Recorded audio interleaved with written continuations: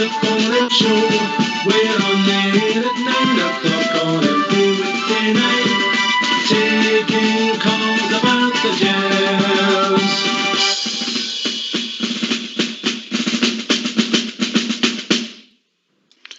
Hello, good evening, welcome to Rangers Radio. Tonight on the panel we've got the one and only George Logan and our good old friend Bridge. Evening, lads. How you doing, boys? All right? Can I just say a big good evening to you two guys? Huge good evening to the guys in the lobby and to all the Rangers fans that are listening in all over the world. One sleep left. Good evening and welcome to Rangers Radio. Take it you're getting a bit excited there, Bridge? Oh, yes. Can't help it. I don't suppose there's any Rangers fan any different to me in that sense. Crazy person. Yourself, George? Oh, looking forward to tomorrow? I'm really up for it, Fox. I really am. I didn't know how it went to be, Fox, with the whole not getting to the game and it's no fans got to be there and things like that. I'm glad there's football in the Mora, Fox. In fact, Ken, I'm glad the internationals are there with Fox, first and foremost. So I think that's making me buzz for it even more. I don't like international football. I don't like your players going away international football. I just like watching the Rangers, so the Mora's a big one for me, Fox. The international break's a bit of a pain, but there's some pluses and minuses in it. I was glad to see Ryan Jack getting some game time and getting back to his peak fitness, as we could say. There's obviously minuses. Hollander came back with a knock, but I seen him in training today, looked to be fine. Alfie been away that long distance and coming back. This time, no mishaps, back on time. Seeing him at the training today as well, looking with a big smile on his face. Must be looking forward till tomorrow. And all round, the only thing about the international break, Bridges, it breaks our flow, doesn't it? We seem to be playing really well before international breaks and then we're kind of slow at the blocks after it. What do you think of that?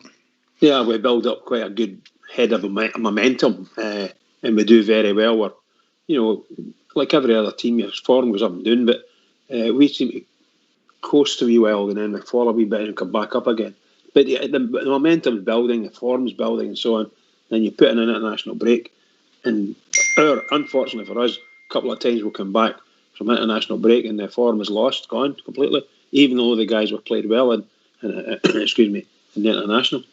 I was pleased to see something on the news today. I think it was this morning I was watching it, and it was an interview with Ryan Jack in Scotland. They were talking to him about the Scotland game, and he was full of praise for getting for the Scotland set up, and I couldn't believe what I was hearing. But can I just say, I don't want any, like George, I don't want any of my players, or our players should I say, to be involved in the Scottish international scene right at this moment. I think it's toxic, in my opinion. But when the player is out and he's giving an interview and he's doing what he's doing, I felt really proud for him. There's a boy getting a shot and doing the business, getting out there and getting a game. Just really good, really pleased for him. But I really do, in all honesty, really do wish that none of our players got involved in any way, shape or form with the Scottish international scene. I know how the fans feel about the Scotland team, but as a professional footballer, I don't see anything wrong in the boys wanting to play for Scotland. It's part of their dreams for a boy. And the more caps they get, mate, I think the more pleased they are. You can't see that any more than Steve Davis. 122 caps now. I mean, try telling him he doesn't want to play for Northern Ireland, Georgia. That's right, Fox. I mean, that's a great point. If we take Ryan Jack, for example, Fox, I think it's worked out good for Ryan Jack. And at the end, you look back and like Bridgman said, it's proud to see him getting the caps. I'm not an international fan, but it's good to see a Rangers player getting the caps and playing well. But you've got to take the good with the bad in this, Fox, because 2 weeks ago we actually sat and we said what players will come back and how will they come back, and we don't really know. For what we know so far, we're doing no too bad with players coming back and how they're actually came back to fitness, and it's maybe helped Ryan Jack a bit. We're getting a wee bit of fitness as well, Fox. So there is plus and minuses in the internationals. I just get worried to see how our players are going to actually come back in, Fox. That's the only thing, my worry about it all. I can understand. That's the way most of the support feels about it as well. Anyway, I think the first thing we'll do is listen to the manager's press conference, give people time to get into the lobby, settle down, pour themselves a wee half, make sure their phone is next to them so that they can give a wee tinkle and give a wee thoughts on the game tomorrow. So if you don't mind going on mute, we'll hear from our manager, Stephen Gerrard. Morning, Stephen. Morning. First, I was going to ask, do you have any injury news going into this one? Anyone ruled out that you can tell us about? And I was going to ask that the win at Celtic Park last season was the first time Rangers had won there in almost a decade. Do you sense an added belief and confidence going into this one within the squad? Well, I'll answer the first part of your question first. I think we're still in the process of assessing a few of the international players that have arrived yesterday afternoon or evening, which is pretty late. So in terms of a full injury update, I won't be able to provide that. The injuries that were with us before, Joe Aribo's really close now. Kemar Roof's really close. I think this game might come a bit too soon, but they were back in full training as of yesterday, and they'll train with the group this morning. I think everyone else is pretty much fine. As I say, we're still assessing a few of the international lads, which we'll do this morning. But nothing's popped out or came up that's extreme where someone could miss tomorrow's game. So we've near enough pretty much got a clean bill of health besides Nikola Katic, which is fantastic. In terms of the game tomorrow, it's going to be a tough game. As you say, it was the first time we managed to get a win there in a very long time, which basically lets everyone know how difficult the task is and has been for many years going to Celtic Park. They're a good team, they're a strong team, a successful team, but we went there last year with a game plan and we performed extremely well, and the players went there with confidence, belief, and got the job done. And we're hoping the players can go and produce a similar type of performance. Alison Conroy, please. Stephen, obviously there's always so much focus on this game, and there's been a lot of chat this week about where fans are going to watch the game, what they're going to do. Obviously there's so much advice around at the moment. What would you say to fans that are maybe thinking of going somewhere or gathering with friends to watch this? The priority here is fan safety, and I urge them to stay at home and stay safe and keep the families safe and do the right thing. But I certainly share the frustration because these people have watched probably the last 100, 200 Old Firm games, so it's a very difficult instruction to take when you're desperate to watch your team that you love. Gabriel, go ahead, please. Stephen, it's been a very strong start to the season for yourselves, top of the league, of course. How confident are you going into this one compared to previous Old Firms? And how much do you think the lack of fans at Celtic Park can be an advantage for you tomorrow? Well, we're not really focused on there not being any fans there. We're focused on our game plan. We've still got a session to do this morning to get some information into the players. As you say, it's been a very unique preparation going into an Old Firm. Not much time on the training pitch and players arriving late. We want the players to go to Celtic Park with belief and confidence, but we certainly won't be going there overconfident just on the back of last year. We know it's going to be a very tough challenge, and we need to find a real top level performance if we've got any hopes of taking the 3 points from there. Charles Patterson, please. Morning, Stephen. Morning. Obviously, Celtic have been hit by COVID issues ahead of this game. There have been a lot of COVID issues surrounding international teams in the last couple of weeks. Your team has kind of got away with it thus far, but we don't know what will happen in the next international break. How do you feel about the prospect of international football at the moment in terms of how it affects players and the safety of players within bubbles? Look, it's very challenging for every club. And there's been a lot of clubs, not just in this league, but around Europe, that have had their own challenges from COVID and the virus.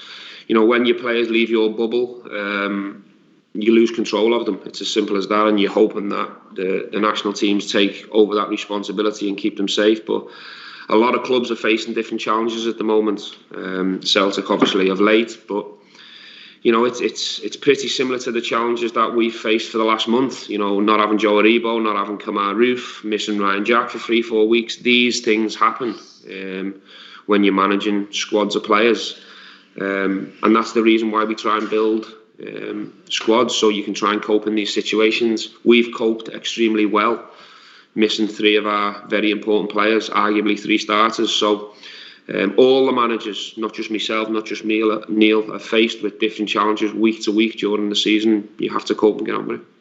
Just as a follow-up to that, are you quite comfortable with international football continuing as long as we're in this structure and this COVID world? Well, look, assuming that players can be safe and people can be safe, I want international to continue. Of course I do. I remember sitting in the house and there was no football on at all. And I was bored out of my mind. So I think we're in a privileged position that domestically things can continue, even though we are facing these challenges. We know it's not perfect, but you know, we 2 weeks ago we got a fantastic highlight qualifying against Galatasaray. So I can't sit here now and say European football and international football should be cancelled because it might suit me Rangers team here domestically. It is what it is. We have to manage the situation and move forward and try and keep all the players as safe as we can. Morning, Stephen. Ali Floyd from the Video Football Show here. Could we see a debut for Zungu, and how is he getting on? Zungu is currently on a quarantine, so unfortunately we won't see Zungu for possibly another 10 days. So he arrived in the country, I'm not sure exactly, maybe 3 days ago. But obviously coming from France is a country where he has to quarantine for 2 weeks. So we've managed to get him some bikes and gym equipment to his a place where he's staying, and he will be quarantining for another 10 days, which is unfortunate, but that's just the rules. Andy Newport, please. Honest, Stephen. Alfredo obviously checked back into Glasgow last night after his spell away with Colombia. Just how difficult a task is that for him to come into a game as big as tomorrow's, having made that length of journey and only had the sort of short preparation time with the rest of the team? Well, I think the whole team, the whole squad's only got a short preparation time because he's not the only one who arrived yesterday. We had maybe half a dozen who arrived yesterday. Alfredo arrived yesterday afternoon, unless you know something I don't know. Unless you know something I don't. But look, he's fine. He's available to train this morning. I'll have a chat with him and see where he's at. But we've still got to assess a handful of players who arrived yesterday. And that is the big challenge for both sets of players and both staffs, is that the preparation time is very unique, different and short. So we have to just manage and go with it. David Edgar, please. Morning, Stephen. Morning. How happy were you to see your midfielders in such great form for their international teams this week? Glenn Kamara, Ryan Jack, both man of the match performances, and of course Stephen Davis setting the Northern Irish caps record. Yeah, I wasn't surprised because they're all fantastic players. It's the reason why I have so much faith and trust in the players that you've just mentioned. I think we arguably had the midfielder in form as well in the league, in Scott Arfield, who thankfully doesn't go on international duty anymore, and we can keep an eye on him here and he can train with us. But you know, we've got 4 centre midfielders all in decent form now, which is great for me, and hopefully in a couple of weeks' time we'll have Zungu to add to that as well. We've got some time while he's on quarantine to try and get him up to speed and get some fitness into him as well, so we're looking forward to having him available as well. Finally, Raman.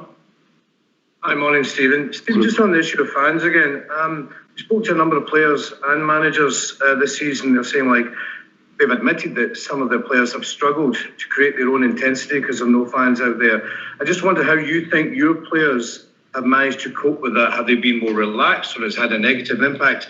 And what impact do you think it has on a game like this, when so many players over the years have thrived on having fans to cheer them up?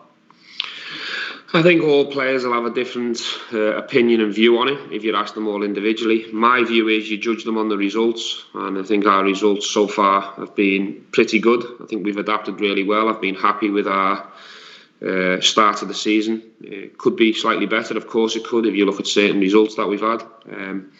But to manoeuvre our way into Europe again and find ourselves where we are going into the first Old Firm, I think it's a solid start, a consistent start. So I can only judge the players on what I see and the results that they give back. And so far they've adapted really well. I've been pleased with them.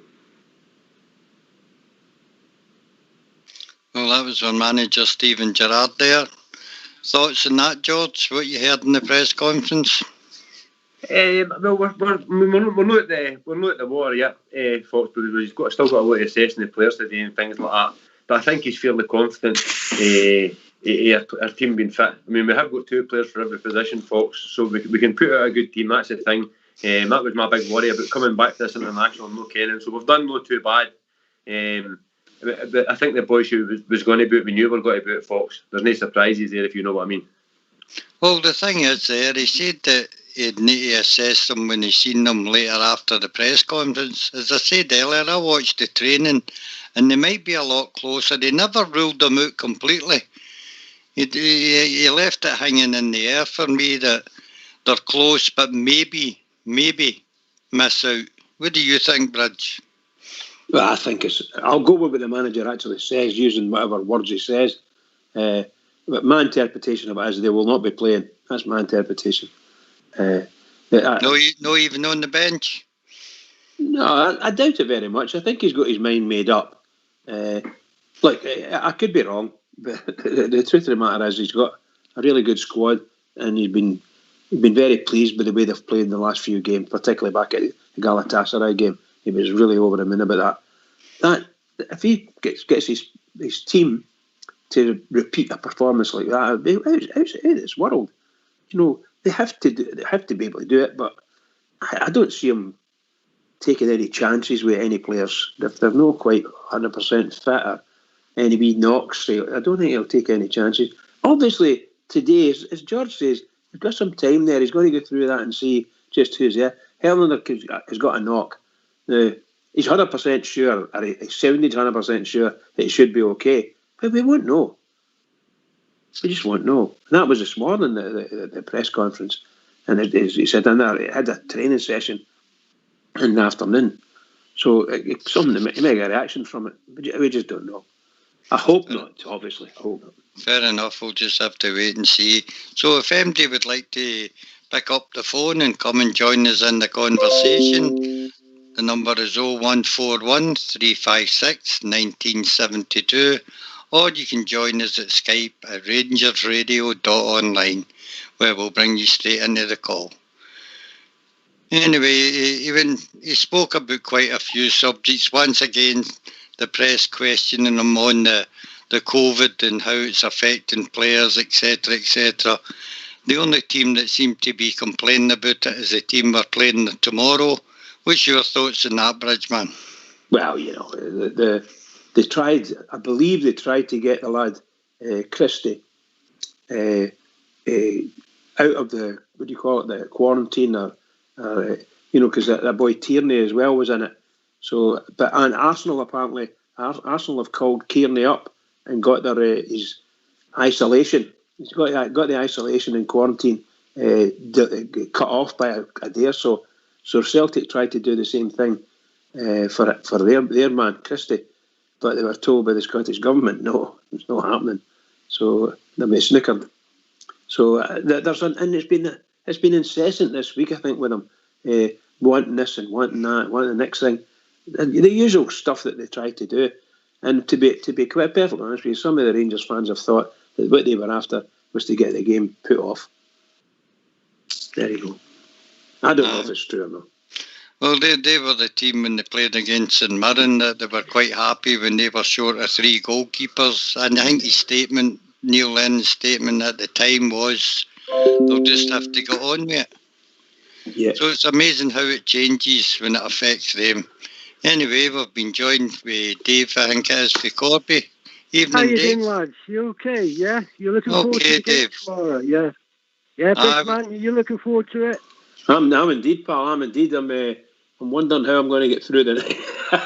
No, I'm nervous to hell, mate. Absolutely. You know what I mean? I won't sleep tonight, because it's a big, big game tomorrow. We've got to win it. We've got to win it. At the end of the day, we've got to win it, haven't we? We've got to win this game. Yeah, you get yourself tied up and tensed up and so on and so forth. You can't help it. It's part and parcel of being a Rangers fan. What would you reckon of the team news for tomorrow? Do you reckon they should go with 2 strikers up front? Personally speaking, no. I think we should go with the same. I would suggest that when you say striker, well, you're talking about probably going a 4-3-3 of some description. Right. And you would have Kent, let's say Kent on the left, and I don't know, Hadji on the right, and it might not be Hadji, but I'm just saying that, and Morelos through the middle. Roof and Nitten are unavailable, right? They're not. They're not available, so it's down. It'll be down to that. Then I'm quite sure. Yeah. Also, so I think we. Sorry. No, carry on. No, also, I think we need to get at their defence and just, when the kick-off starts, we need to just go for it. We can't let Celtic dominate for the first 20 minutes and let them dominate and then come into the game after the 20 minutes. We need to start from and finish it. But don't you think? Oh, sorry, Fox. No, you carry on, Bridge. I was going to say, don't you think that the opposition will have the same plan in mind? We need to come out and get at it, get into it, and do the business. We've got to impose ourselves on them, and Rangers are going to impose themselves in that mob. It's a real cat and mouse thing, or a dog and cat, whichever way you want to go. It's snarling. And I like it when they start off with that. I like that. I want Rangers to come out and play as fast a tempo as they can. Get the ball in their half and hold the ball. Keep hold of it. Yeah. Lovely passes, and just make sure that you're the man in control and let the other opposition know you've got control. Sorry, pal. Right, Dave. What's your comments on Dave's call, George? Aye, he's right, Fox. I mean, see, he's right what he's saying. We need to go for them. We've got a good enough team to actually do it now, Fox. So we need to actually go and press them. It doesn't matter what players they put out, Fox, or what players we put out. This is a big, massive game. Everybody's talking about getting things going again in Scotland for the COVID, Fox. Let's get this game on tomorrow, because that's what will get Scotland talking. Fox, let's be honest about it. That's what gets Scotland talking is Rangers and Celtic. It's happening in the morning, so we just can't wait for it, Fox. I think we've been joined by a caller, Fox. We have indeed. Evening, caller. Hi, guys. How you doing? How we doing, mate? Scott, what's your name? Doing? Oh, is it your pal, George? Aye. It's Scott. This guy, Fox, without a word of a lie, I've been trying to get this guy to call for years. This guy, everybody talks about guy's been Mr. Rangers. This guy is Mr. Rangers. He doesn't go on social media, but he knows everything about Rangers, Fox. This is Scott. How are you doing, mate, Scott? Oh, I'm doing well, guys. How are you, Fox? How are you, Bridgeman and Dave? All right, I'm excellent, pal. I'm excellent. Good looking stuff. Looking forward to hear your points of view, Scott. On you go. Good, Fox. George just set me up for a fall there with that intro, didn't he? No. Oh, not at all, Scott. Not at all, Scott. Not at all. What are you thinking about the Mora, Scott? What do we do the Mora? Do we go out attack? What do we do the Mora, Scott? I think we just settle ourselves in the game, George, early doors. I think, when I listened to Gerrard tonight, or the day, his press conference, he sounded so calm, and I think if he installs that in the players, we're the better team, George. If we play, we win. I think it's as simple as that. I mean, you don't want to put your chin out because you'll get hit. You don't want to be overconfident, but, Well, we've got good enough players, but now, Scott, we can beat them. That's the thing. We know that now, eh? We've proved it. So we just need to go out the right mentality, just get tore into them for the start. You see, I mean, George, they're not a great side. No, not at all, Scott. They're no Fox, are they? I mean, we're a better football team for a start. And I think if we play our capabilities, we'll be fine. I think so also. I think we have played the better out of the two since the start of the season. They have limped. All they've done is limp along. They've not played any real hard. This is their first hard game for me. We have done all the away games. We have been to Easter Road. We've been to Pittodrie, been to Livingston. And I think we were there, aye. And they've had any of the top 6 that they've had at home. So this is their first big test of the season. Absolutely. They've papered over a lot of cracks, folks, you know. And I mean, you're naming some teams there, but I mean, we've been to Holland as well, you know, and scored 4 in Holland. So, no, I'm excited about it, folks and George. You know, really, really battle fever on. But what do you think the team will be in the morning, Scott? What do you think? What will your team be in the morning, Scott? I think you go McGregor, then you've got Tavernier, Golson, Hollander if he's fit. I'm not sure. It sounds like he'll be fit.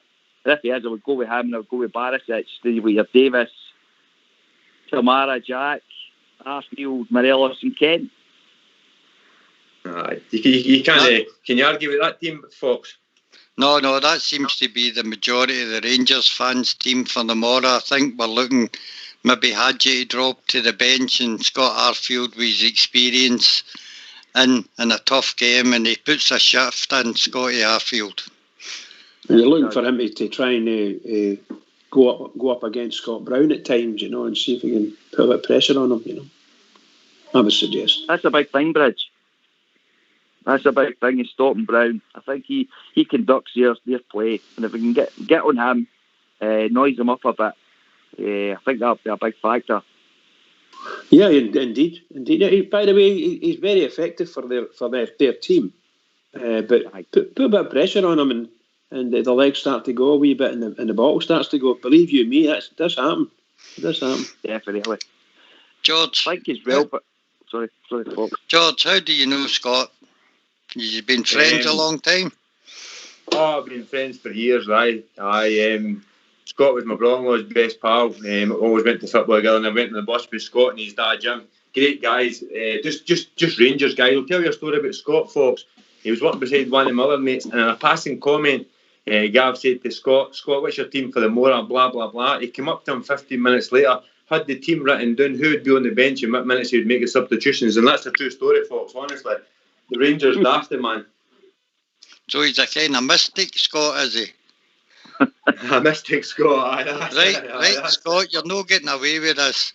Team tomorrow, you've got us. Tell us when the subs are and when we're going to score.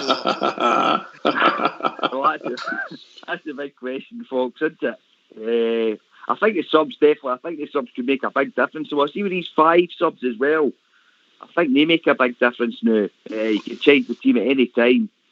And I think the subs like Jones and Barker with their pace could make a huge difference at the end. That's the thing, but Scott, it's not just a team now, folks, is it? It's not just 11 for me. It's we've got the 12, 13, 14, and like I said earlier, we've possibly got 2 players for most positions that you can actually trust now. When everybody's back to injury, so. That's a big thing for me. It's the 4 boys that come on after 11. We've got to keep the tempo up for them coming on, but folks. Did you travel in is it Stonyburn bus you come on, Scott? No, it's the Bathgate one, folks. No, Bathgate one, that's it. Aye. So how will it feel sitting watching it in the house tomorrow by yourself, because you can't break the COVID rules and have 10 round watching it? Oh, that's right. I know it's going to be difficult, isn't it? I don't know. I mean, we'll still be shouting the ball, and I think you forget who's running about you during these games anyway. You just go for your nut, didn't you? So I don't know. It's going to be difficult, isn't it? Do you think it'll make? I don't think it'll make any difference to our players. We know having a crowd there. I mean, the Celtic players will probably be more used to that because they played with half-empty stands for a while. So I think we've settled in well. Shocker. Aye, no, that's true. I'll tell you. I've got a question for. Do you think it'll make a difference to one man on the park, and that's the referee, where he's not going to get decisions influenced by a baying mob, and he's no excuse for not making the correct decisions tomorrow? Folks, I wasn't even going to go into him cheating, beating. No, I wasn't even going to. I was trying not to think about him. Say the more a bit. He's going to have a big impact in the game tomorrow as usual. You know, we had Clancy last year. We know what beating's all about anyway. We know what he's like. We know what he's like with Alfie in particular. And he's going to have a big say. I've always said that these referees will decide a league title. And they'll definitely decide games like that tomorrow. And he does worry me, him. Yourself, George, do you think he can have no excuse tomorrow because he's not going to be influenced by the crowd? It's his own judgment he'll need to stand or fall by tomorrow. Aye, that's right. I hope he doesn't play a part in that. I mean, I can't see him not playing a part in it. You know his record so far, but I hope he doesn't. I just want to get out there and have a good game and beat them. I want to beat them. That's the thing. But I want that to be a talking point for anybody, if you know what I mean. I just want to be able to say we'll beat them in that fair and square. Your players won the park, their players won the park. And see, to be honest, right now, I hope he does have a good game tomorrow. I hope the ref does have a good game, and that's how bad it is. You're actually, because he is a poor referee, folks. Dave, what's your opinion on it? Well, I just hope the referee, you know what I mean, is on the game, you know what I mean, and give little stupid little fouls and red cards or yellow cards, you know what I mean. He's got to be on the game tomorrow because both of them are going at it at the same time. And also, with this referee, you don't know what he's got in mind, you know what I mean. You know what I mean? He could be on it and then he's not on it, and then, you know, off it, and then he's giving stupid little yellow cards and red cards, you know what I mean? There's got to be cards in that game anyway, whatever. But both of the teams are going to go for it, so let's hope the referee's on the game. That's all I'm asking for. And we can't let the ref part go by without asking Bridge. Yeah, like you're speaking about one of the poorest referees. From a Rangers perspective, one of the poorest referees that I've seen in the last few years. Some of the games we've been to, particularly Hibs at Ibrox, absolutely shocking refereeing. And it goes on and on and on. And sometimes, you know, when the Mount Vernon Loyal said a long time ago as well, and I've lived by that, what the boy says, sometimes it's easier not to give her the decision for Rangers. As a referee, sometimes it's just, and that's what they go for. They go for the easiest option. And they mean it, and it's an absolute something that during a game the referee's supposed to be able to look at it, make his mind up, and go with what he says. And if he makes his mind up and it's wrong, then he lives with that. But no, this nonsense that they come up with Rangers, just don't give the thing to Rangers. Be indecisive and go on with it. And they do. They do. They got away with it. Beaten. Watch them tomorrow for sure. Scott, tomorrow's game, where's the game won? Midfield or on the wings? I think the middle of the park, folks. I think the middle of the park. I think that's where we're strongest. I think we've proved that over the last 3 or 4 games. I don't even think going forward for the midfield. I think defensively, the midfield gives us that stability.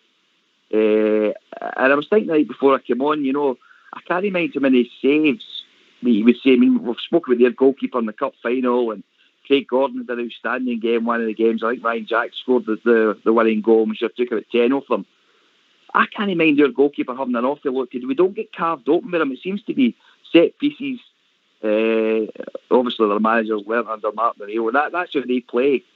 And I think I was watching about the 2-1 game at Christmas the other day, and Stephen Davis needed 2 off the line, and they got a penalty for a corner. And I think that's the big thing, that they don't carve us open. So I think the midfield, folks. I think the midfield's where it's won.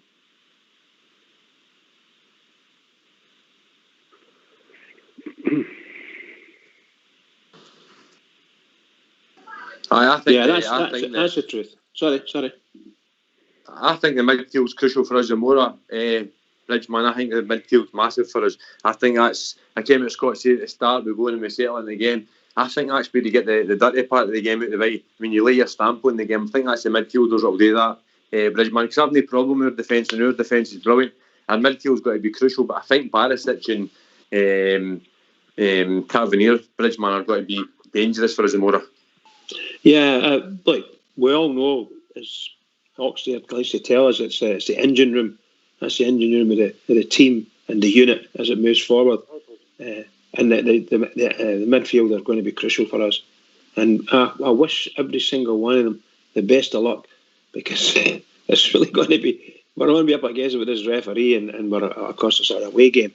But if we come away from there and don't lose that game, it'll be great. If we win the game, it'll be over the moon.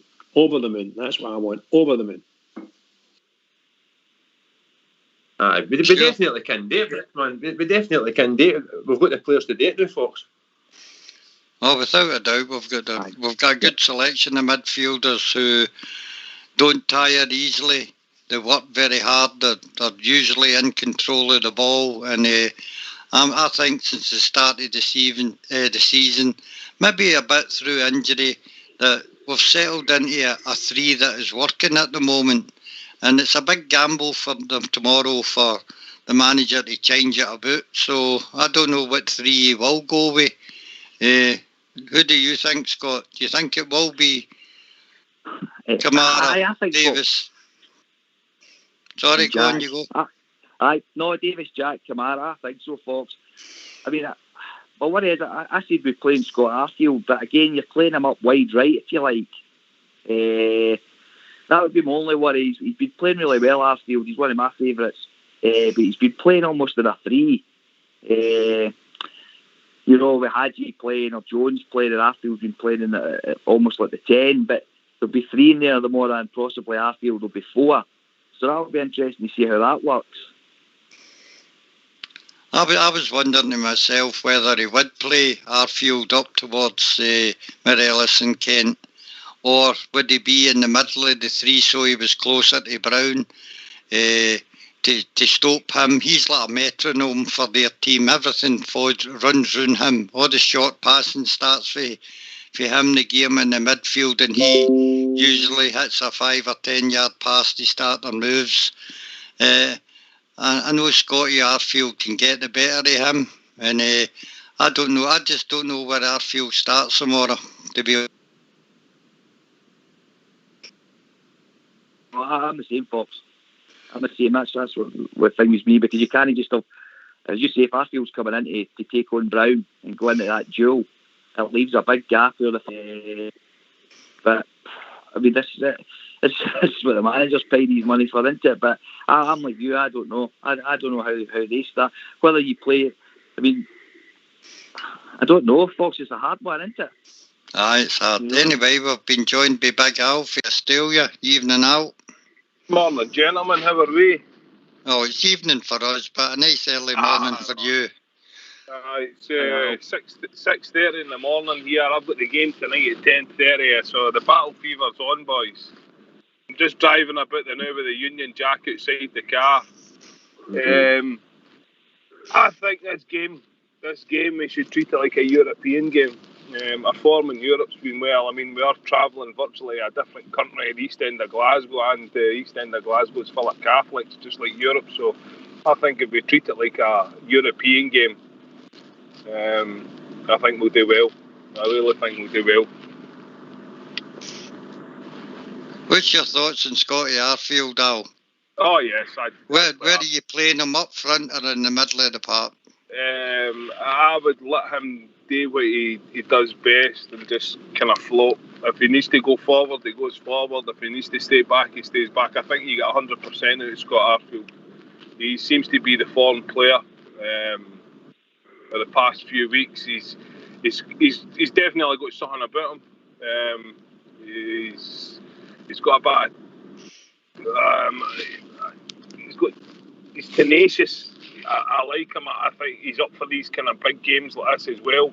That's why I'm saying that European thing. I mean, I don't think he's let us down. Maybe towards the beginning of the season, his form wasn't. I'd certainly play Scott Arfield. Would you play him that kind of in between and just let him do his thing? Somebody has to go for the crane eater. So you would say him if wherever the crane eater, if Davis needs to pick him up. But I'd like to see Arfield in and about him. But also Arfield, I mean, breaking through that slicker area and running into the box, I think he's highly effective at that. And I think tomorrow's a game. I think you could see him maybe getting a goal for that kind of position, driving 5 yards, having a wee shot outside the box. Like, it'll give them something to think about, Scott Arthur, certainly. Sure, well, anyway, we've also been joined by CC. I need to put a language warning here. Evening, CC. Good afternoon and good morning to everybody. It's round the world. No surrender. How we doing, CC? I'm no bad, Foxy. No bad, George and Bridgeman. Big Al, just to let you know, the East End isn't full of carriers. The East End's full of bears. It's only their midnight's here. Well done, CC.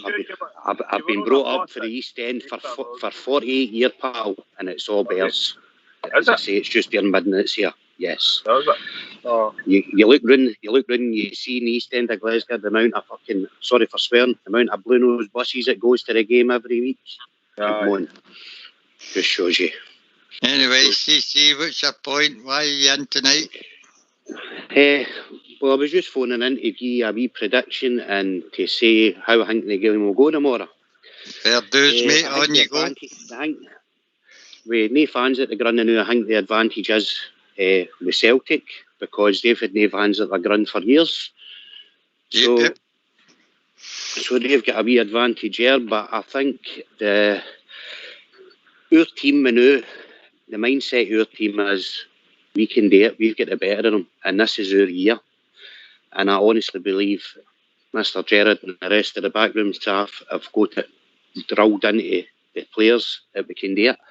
You've seen what we've done the last game there, and we're playing better football. We've got just as many players out as they have. Do you know what I mean? But it seems to be COVID's a carrier disease, because it means more carriers have got it than anybody else. I'm no commenting on that. Anyway, where do you think the game will be won tomorrow, mate? Now, I've asked the question to everybody on the panel. Do you think it's through the middle or on the wings?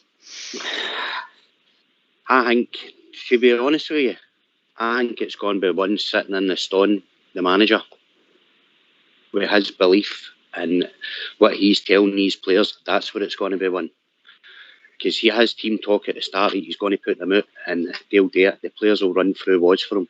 And I think that's what's going to happen tomorrow. Fair dues, mate. Anybody else like a comment on that? Back in there, Fox. You sure can. Can you take care for 2 minutes, mate? No bother, Fox. Can I ask you something, CC? Do you think our manager has got the beating of them now? Because see, to start with, I didn't want to get in that mindset where he couldn't. And he couldn't beat them, because I think we played them off the park last year, CC, at the cup final. I think we've been better than them in a few games. Do you think their manager has got the beating of them now? Your answer there, George, I know deep down you and me believe the same. He came out and after his first game, he says he know where he went wrong. And every other game he's went on there, he's went on and we've done well. You know what I mean? He has done well against them. And I think that last time we played him, that's put the shutters right up to him. So it is, and that's what's wrong with them now. They know that they're on a hiding. So they are. But as I say, but we used to say when you don't kick a dog when it's done, they're a dog when it's done as well, because they've been shite for years. So you need to respect them as well. But I honestly think in the long run, our players and our team management know this is our year. That's a cracking point. That's a cracking point, George, isn't it? This is you're right on you go, Brad. No, I was just going to say that the cracking point gets made, and a lot of the guys, and yourself included, have had the feeling that this is our year and we're going to win it, and we desperately do want it to happen.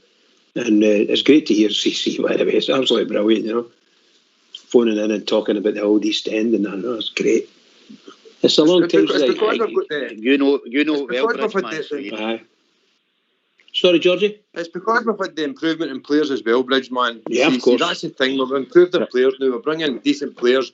I mean, these guys aren't coming up against any offence to them, Clint Hull and all these guys. Now, we've got half decent. You're the one for saying it, Bridgeman. Centre half saying that now. We've got a fairly decent team. Yeah, I think that what the managers managed to do this last 18 months in particular is to gather in quality players, just raise the quality of the player in general throughout the club. And you saw that by the end of this season here, the amount of players that left or put out on loan or whatever. Some of these players done a really good turn, but they're never going to fit in. They're just never going to fit into the quality that we are now. Some of every now and again, there's one goes and when he gets away, his game comes back to him. But seriously, it's really, really great to see how the manager is coping, and let's hope he continues it and he doesn't get caught up in any stupid stuff tomorrow. We don't want that. That's right. Are you still there, Scott? I was going to come in there, George. I totally agree with Bridge about players, and I think this year we've got players that now can stand in the tunnel next to them and look at them in the eye, and they know that we've got the beat of them. And I think last year the game at Ibrox, George, we gave them too much respect. We went with the form. We all know the team was wrong that day. And since then, he showed them no fear at all. And the players look at now. They can look at them in the tunnel and they know they're going to beat them. And I think that's huge. That's right. Yeah. Aye, that's a great point. Sorry. I was going to say there, Scott, that is correct there, because you used to see the great teams, the Man United teams, they used to say, we know we were beating them in the tunnel. And even us as well, do you know what I mean? The great teams, we knew we were beating them in the tunnel. And that's what it's the what's it called? Natural orders is presuming to our end now, and we will do them. So as they could go on a right hiding tomorrow, if we click, it could go on a right hiding. I think one of if what's his name, Hadji's on his game tomorrow. See, even just a wee slide rule pass or whatever, he's going to open up your defence. You've seen him doing it. He can boot the game for 40, 50 minutes, and then he just the wee 1-2 pass. Know what I mean? And that's it. But I think you think Hadji will play tomorrow, CC? Aye. And I also think Morelos will get his goals tomorrow. And that'll just have about another 20 million on him. Aye. Are you still there, Big Al? Big Al left us. Aye, but that's what I'm saying. So do you think Hadji will play them on? Who do you think he'll play them on? Who do you think the team will be, CC? I think it'll be similar to the teams we've played over the last few weeks, even against Galatasaray and that. I think it'll be similar to that team. So it will, but the boys have been saying that there might not be a place for Arfield, but Arfield could come off the bench, do you know what I mean? But we've got 5 subs we can bring on, so it's more or less a half a team you're bringing on at any time, 3 times of the game. So if it's not working, fling the subs on. That's it. Right. But that's right. They are running scared, George. Aye. But you think, Bridgeman, who's your main man for Rangers tomorrow? Who do you think is going to go there and do it for us tomorrow, Bridge? Well, I'm very hopeful that Kent turns it on, because he seems to have had a good run against them. Scored a couple of goals against them already. Knows where he likes it, and if Barisic is on form, he can find Kent, and Kent can finish. It was a beautiful goals he scored against them. Plus the fact he's had a couple of run-ins with Mr. Scott Brown. Let him see what happens there. But I think Kent and I think Arfield will be key. The midfield, if we're keeping it down to 3, for instance, you're going to have Jack, Stephen Davis, and Kamara playing. Then they've been a really good. They've done very well. My preference is that Arfield slots in, and you have the 3. So you'd have Arfield, Davis. But people say, what about David Jack? Well, I don't know about David Jack, to be perfectly honest with you. But when there's been a 3 or 4 game run when Jack was out, that these players played for us, and they've done this very well, and kept the ship on sailing on. And I think that's what we need. But I'm quite happy because Arfield can play just behind Alfredo, and that's where Scott Brown will play. He'll be playing just in front of their defence, and that's what you want. And I can get right into his face if he wants. Anyway, can I just say, if people want to join in the conversation, the number is 0141 356 1972. And where else can they join us, Bridge? Well, they can join us on Skype at rangersradio.online, and Old School Blue will bring you in. Foxy usually brings you in, but apparently been quite miserable at bringing people in. So Old School Blues take the job 100% now. Well done, Old School Blue. I've been demoted to talking to yous now. I've been sacked. Anyway, does any of the panel think it's important that we score an early goal to get confidence and control the game? Or do you think it'll be maybe trying to control the game and take our one or two chances when they come? Anybody? Well, obviously, I think every Rangers fan would want Rangers to score a goal as early as possible. It helps them to settle into the game and gives it the opportunity to sort of lord it over the opposition for a 10-minute spell in general. But I don't know if it's as important overall in the big wide world of the football to score. The importance is only on our side. It's important if we get it. If we can get it, it's brilliant. It becomes important. If it doesn't happen, we just keep going. We just need to keep going. Keep the concentration. Dave Corby, do you think it's important we score early? I think it is, because once we get that goal, we could go for the second goal. But we need to get the first goal first. But the second goal would give it easy to Gerrard, ease it off with Gerrard. But if they get the third one, I can't see Celtic coming back from that, because they'd be dead and buried. The only thing I'm worried is if Morales, can't get a goal in the first half, is he going to rely on Defoe to come on? Because you ain't got any other strikers to come on. But still get Itton. Itton's free for injury. No. I think. Well, I'd bring on Itton then, but do you think Defoe might get a come on? I think Jermaine Defoe will be behind Itton in this game. I just got that feeling. I don't know what anybody else thinks, but Scott, do you think it's important to get the first goal and get it as early as we can? I think, folks, it's more important not to lose the first goal than I think we just have to. I don't really see it as important. Absolutely, pal. I think that's it, Bridge. I think we just need to settle in, get our fit. I think if we start dominating possession, I think that'll worry them as much as we score early. I think the most important thing is not to get in daft away. Don't give them any encouragement, and just keep the pressure on them.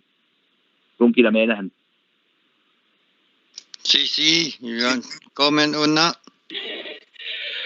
I was playing with the dog there, George. Sorry, Foxy, there. I missed the question there. I was just asking is it important for us to get an early goal? Settle the confidence. I would like an early goal, but see if we get an early goal, as the floodgates are gone, they will collapse. So the quicker we get a goal, the better. But see, even if we go, in 1-1 now, as long as we get the 3 points, that's what it comes down to. I'll take a Bridgeman all day. So I will. Right, I better get this. I got my dog, Foxy Hector, its name is. It's mental. So what kind of dog is that again? Oh, wee Schnauzer. A miniature Schnauzer. Aye. Very good, mate. Why is it mental? A wee it's bonkers, man. Because it's like you, is it? Because it's like you? Because it's from East End, it's a blue nose. I love it. So it is. So I'm going to dive it up, take it up Sterling out, and I'll listen to the show, and I might phone in later on. If not, I'll phone in the morning. Okay, Doc Stroops. No bother. Good to hear no surrender, everybody. No bother. No surrender, pal. Well done, CC. No lovely to hear you, pal. Lovely to hear you. Right. See you after, Bridgeman. Say no, aye, your missus for me. Right. I don't know if that was CC getting out the pen there or the dog. Anyway, who was coming in there? Sorry. Hi, Scott, folks. I was just coming in. You'd asked earlier on where you think the game will be won in the middle of the park or out wide. And I was listening to Bridge saying about Ryan Kent. And I was listening to Andy Halliday the other day, and he was asked a question about the Celtic fullbacks, how far will they go up the park? And he was saying he thinks if they step off Barisic and Tavernier, it'll allow us to dominate the game. And if they go tight, it'll give Kent and Arfield or whoever's out wide right all the space in the world to attack a centre half, whether it's Julian or whoever it is. Whoever Donkey have got at centre half. I'll give Kent all the space in the world. And that's what he was saying. He thinks it'll be one out wide. I just thought it was an interesting thing he was saying, Fox, you know. Aye. Well, the one thing we've got is, I think we're out of fullbacks that's on display tomorrow. I think our two come out on top rather than the other two. I don't know whether they'll risk that young boy. I can't remember his name. What do you call him? Aye, Ping Pong. Ping Pong, that's his name, aye. And Laxative on the other side, we've never seen him, so I hope he lives up to his name as well.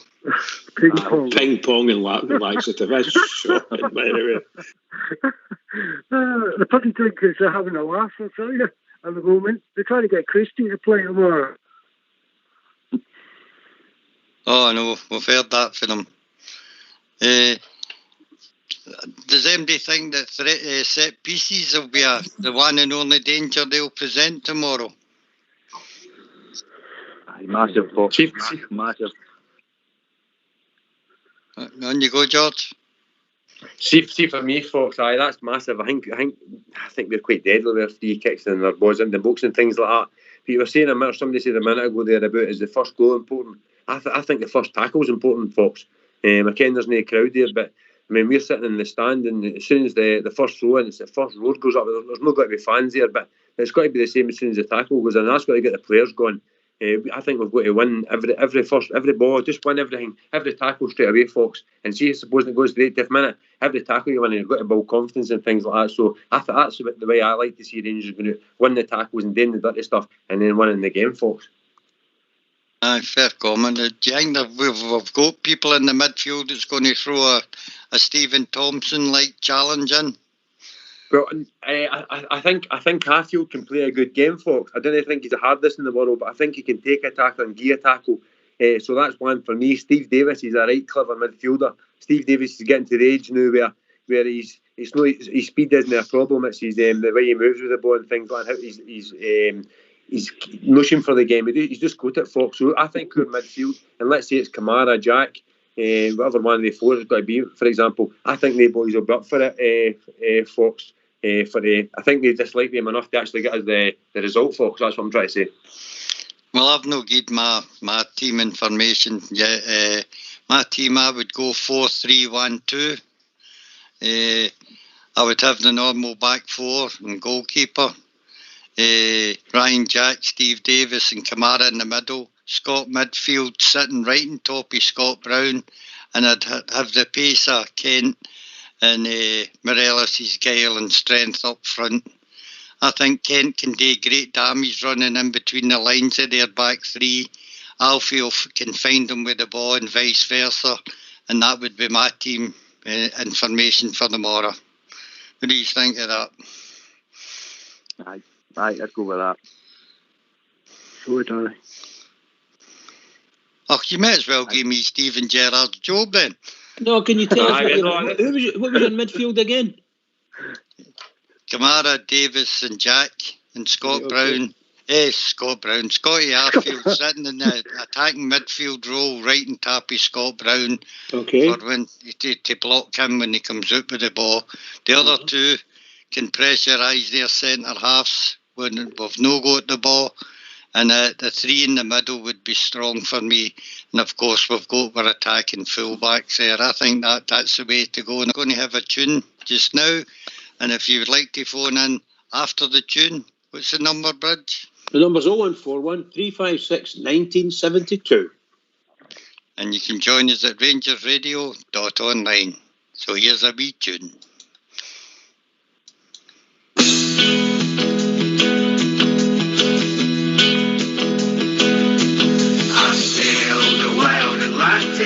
Across the broad Pacific shore, I sailed around the stormy capes and I heard the 44.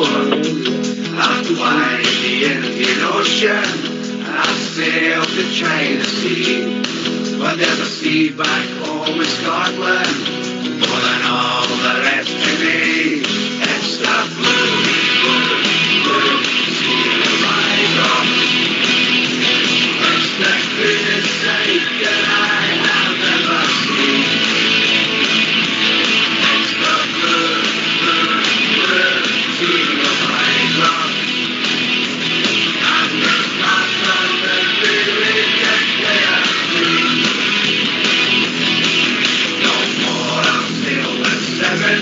He's no more, I'll ever roll. Feel the urge again, I'm back where I feel a glory Saturday, I'll join the mighty throng. With flags and banners all around, I'll proudly sing this song. It's the blue, blue, blue sea of Idaho. It's the cleanest sight that I have ever seen. It's the blue, blue, blue sea of Idaho. And it's not the really just way I see. It's the blue, blue, blue sea of Idaho.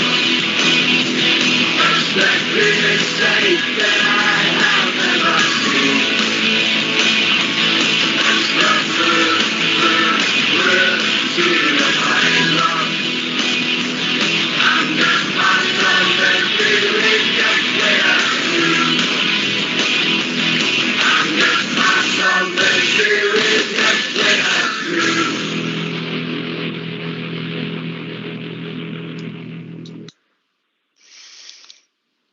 And welcome back, It's guys. it's a blue sea of eyebrows. What a wonderful song. Well done, guys, well done. Just a wee side note here before we keep talking about the game.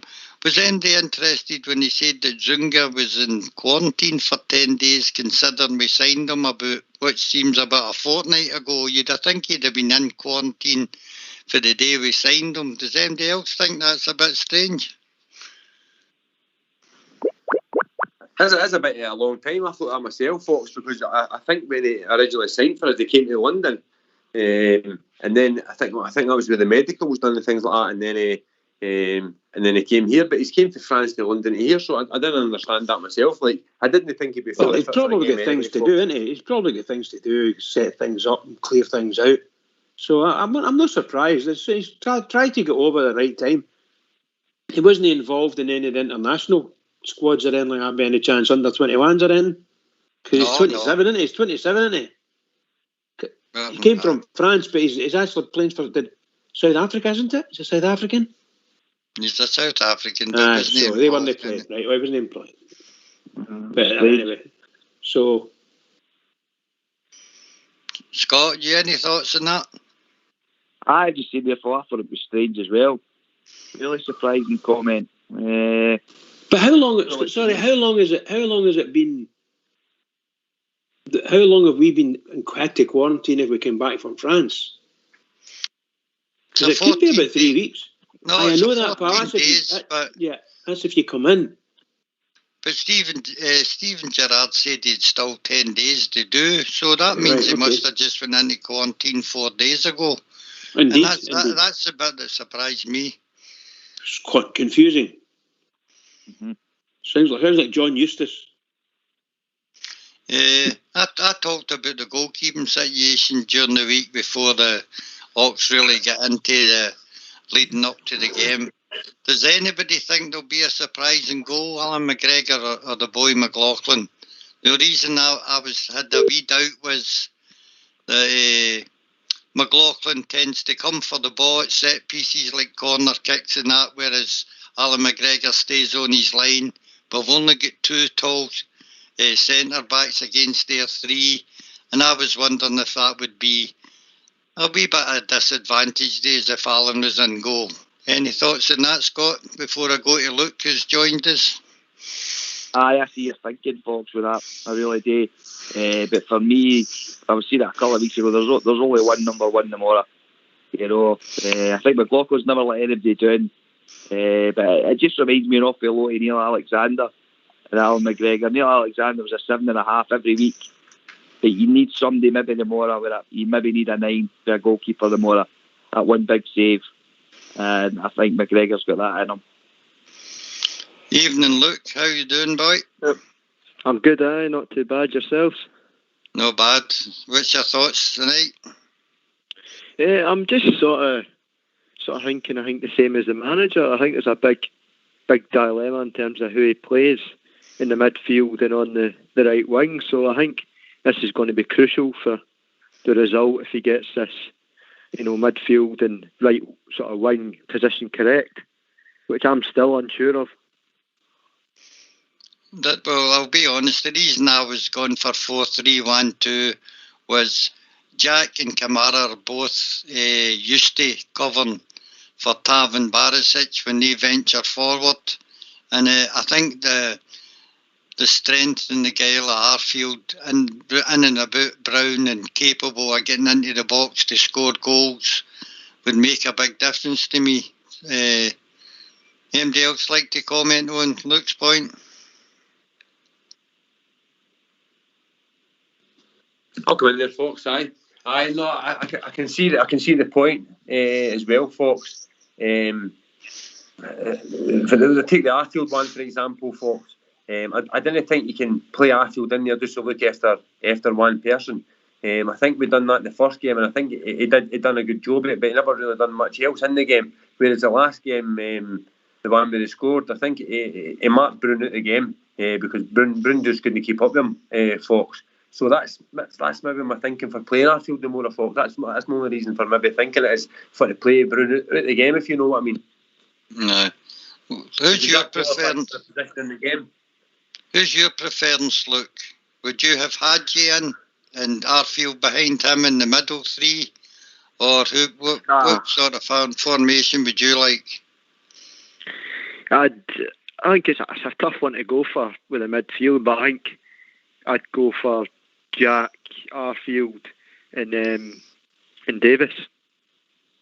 Just because it's between Davis and Kamara for me who gets one of the last spots, but it's and on the right side, it's you've got to go for Arfield in his form, but it's Hadji's never played an Old Firm before, so it could be an unknown quantity for them lot. So I think you've just got to go with Arfield on the wing and play the rest of them in the midfield. Do you think that would be a big talking point if we didn't get a result tomorrow, that maybe Hadji should have stayed in the team because he creates assists, and it'd be what's the right word for it? A choice that the manager makes between those two positions? Well, I think that Hadji sort of struggles as well with the fast-paced and physicality of the game sometimes, but he's no come up against these sort of players before, so he needs to have a bit of time, I'd say, to adapt. So I don't know. I think the main thing as well for me is bringing on the strikers and a 10 and with pace also Jones, because these substitutions could be and Hadji as well could be the difference to the final result. Fair comment. So the bench is very important to you. Who's on the bench tomorrow as well? Absolutely. I think a 10 could have a vital role after. I think he's fit to go from off the bench, because he's up for it. He's got his 2 goals against Motherwell, and I think this is his time to make or break his season. Fair comment. The manager has a wee liking for Barker, right enough with his pace. Do you see him being brought off the bench at any time, Scott? I think he might, Fox. That way, it wouldn't be for me. I think Jones would be me or back. I just didn't see an awful lot in him, Fox, to be honest. But I think if you look at the 2-1 game last year at Parkhead, at the end, Morelos was through and he went down in the box. And we had umpteen chances to pick them off the break, but we didn't have any pace in the team. Bigger had gone by that time, his legs and everything.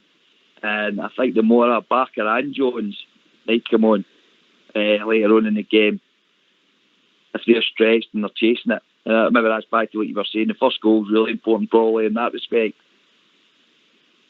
Can I throw one in there, folks? Of course you can. Me personally, I said it on my group chat today, it wouldn't be for me, but I could maybe see Barker starting tomorrow, folks. Steven Gerrard's just got a thing for him. He likes him, and he scored in that last game. He played and things like that. But I don't know where he would play, and I don't know who would miss out for him. But I just think there's maybe a chance he maybe start. I think he'll definitely come off the bench because the manager likes him, folks. But I think there's maybe a wee chance he could start tomorrow. Bridge, what do you think of that? Starting with Barker instead of Hadji. The boys have said it that he does like Barker. He's went and got him. So I don't see any problem, other than a lot of folk don't like Barker. He's not made many impressions, but scored a great goal against Motherwell, didn't he? Absolutely brilliant goal, and played well. So I wouldn't have any problem if he played on. Forgive me, I'm like when the manager says we're going to play it, I'll just play it anyway, and I'll follow it. But I don't think he's a better outside man, a wing man, than Jordan Jones, for instance. And I think Hadji's to me a better player than Barker. But these two guys are young. I mean, very young, and they've never played in an Old Firm game, so it's going to be a big chance for them if they're anywhere near selection. Wish them luck again. The likes of Hadji, but he's going to have to make his Old Firm debut at one time. I don't think will be a big disadvantage if he does start. I think he'll find room because they're playing with a back three. It's a big park. Hadji's done better against better teams in Europe that play football instead of the Scottish League, where it's hustle and bustle and tackling like mad. I'm just wondering whether he could surprise people tomorrow if he gets a bit of room in that game. George? Oh, Fox, honestly, it wouldn't matter to me what one of these guys come out and do the stuff for us and more of Fox. But just what you're saying there about wee Hadji, I would love it because there's a player in there. A lot of people never disliked him, but never had a lot of faith in Barisic when he first came. We've got to give these guys time to settle, and we've seen Hadji can do it. I think it was CC that said earlier on, let's play this like a European game. I would love wee Hadji just to do a Pedro Mendes outside the box, right in the top pocket of Laura Fox. I really would like it for him because he's that kind of player. He's got that kind of touch. I mean, he's set up 8 goals this year. And if you look at the 8 goals, they're deadly passes. It's not just a pass across the box. Most of them are deadly passes, Fox. So he's a player as well. I would like to do well with Laura Fox. I tend to agree with you. I don't think he's been absolutely brilliant, but all you need is that one moment in a game where he can find that pass that he slipped through to Scotty Arfield to score with his outside his foot, and it was delicate, on target in the box that he slipped it in front of him. I think there's times in the game when he could come out with a crucial pass that maybe gives a 1-0 win. Sorry, what do you think of that, Luke? I think it's a fair point. I think we've just got to trust the manager. That's the thing. He knows the players best. He knows everyone's ability. And I wouldn't be disappointed if Hadji was to start over Arfield or the other way around. I think Hadji's got a point to prove, so this could be his moment to do it. And as you say, the bigger the pitch, the more space and time he's got in the ball like that. So it's as I say, it's up to the manager how he chooses. There's another point with Hadji is he wins a lot of free kicks in outside the box because although he's light in weight, he positions himself well where he wins free kicks. Another part of the game that could be crucial for us tomorrow, we've got Barisic who hits him in for the right and Taverner for the left. Free kicks could be as much a danger to them as they are against us in this game. Bridge? Yeah, of course, and any of these free kicks anywhere near our box, but they're going to get pummeled. Our defence is going to get pummeled with these big giant guys that they've got, providing they're all fit, and in there. Because I think the three of them are 6'5" and 6'7" and things like that. And it's just incredible sizes. Anyway, I think that we have to watch it, and we have to be really, really strong in defence. Our two central defenders, whomever they may be tomorrow, I'm hoping that it's Goldson and Helander, and they're tall and they like to they get in there and they try it. Sometimes their positioning is wrong and you see them left out. But seriously, I'm thinking our defence is going to be as strong. They need to be as strong, but I think they're going to be strong and probably the best defensive game they've played. That's my home. I was really talking about the advantage of free kicks to us outside the sorry, box. Pat, I thought you meant to. I do With apologise. Barisic and Taverner. Oh yes, of course. Got their mojo together. Yeah, that goes without saying. My apologies there. Goes without saying that the two of them are absolutely brilliant at the free kicks and corners and things like that in general. So, and I think wee Hadji's not bad at taking free kicks as well. So, but my apologies. I just ranted away there about their danger to us in free kicks and corners. Sorry. Scott, do we present a problem for them at free kicks as well? I think we do, Fox. I think your point about Hadji being very cute and getting free kicks, and that makes a lot of sense. Fox, I was going to ask you, just we're talking about free kick, see if Ruth and Aribo, any of the two of them are 90% or 95%, do you play any of them? I'd have them on the bench. I'd have them on the bench, without a doubt, especially Aribo, who can dazzle his way through any defence, and his work rate is tremendous, Aribo, so I would have him and Ruth and Itten on the bench, mate. Without a doubt. Jordan Jones, everybody that we can muster on that bench, it gives us a bit of quality. Balogun to cover the two centre halves. Young Bassey will be there. God, I don't know how many we can get on the bench tomorrow, but it's good that we've got a choice in it. It's good. There's plenty of firepower, Fox. If the game's not going right, there's plenty of firepower there. If we can add any other ones, we can. Read the Pope is another one. I was just wondering if Ruth or Aribo, if they were, we're all wondering about the right-hand side. I just wonder if it's maybe a curveball. They've been out for a long time. But you just wonder, on that right-hand side. But again, then, you'd have to take a midfielder out, wouldn't you? So, it's a hard one. But that's interesting to see if any of the two of them are fit. Did the manager not say that the Aribo was one of the guys and as a Roof, they wouldn't make it? They're fit, and they're training. But maybe the games come too soon for them there. However, I take your words, he might in fact just change his mind on that. You never know.